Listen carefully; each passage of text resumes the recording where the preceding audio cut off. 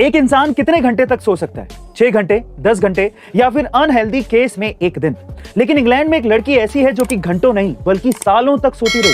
जी हाँ गाइस, आप ठीक सुन रहे हैं। एलन सैडलर नाम की इस लड़की का जन्म 1859 में हुआ था और जब वो 12 साल की थी तब वो एक रात सोने गई तो अगली सुबह वो उठी ही नहीं। घर वालों ने जब उसे जगाया तब वो जगी ही नहीं, तो उन्हें लगा कि वो मर गई, लेकिन उसकी धड़कन चल रही थी और इसीलिए उसे डॉक्टर्स के पास ले जाया गया। पर डॉक्टरों को भी समझ नहीं आया कि ये क्या है और ये बात पूरे ब्रिटेन में चर्चा का विषय बन गई। ऐसे ही 9 साल बीत गए और एक दिन जब बच्ची की मां को हार्ट अटैक आया और उसकी मौत हो गई, तब मां की मौत के 5 महीने बाद वो बच्ची जागी। बच्ची जब सोई थी तो उसकी उम्र 12 साल की थी और जब जागी तो उसकी उम्र 21 साल हो चुकी थी। बहरहाल ये केस आज भी चर्चा का विषय बना हुआ है।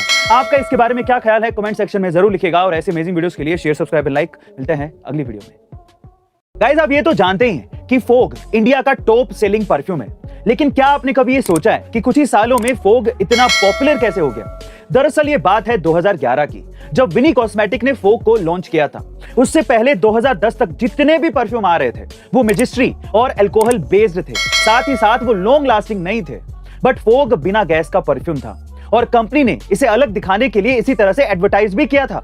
साथ ही उन्होंने एक बोतल पर 800 स्प्रे की गारंटी दी थी, जो उस समय एक रेवोल्यूशन मार्केटिंग स्टंट था। लेकिन साल 2015 में फोग ने अपना असली दाव खेला, जहां उन्होंने एक एड लॉन्च किया जो कुछ इस तरह से था।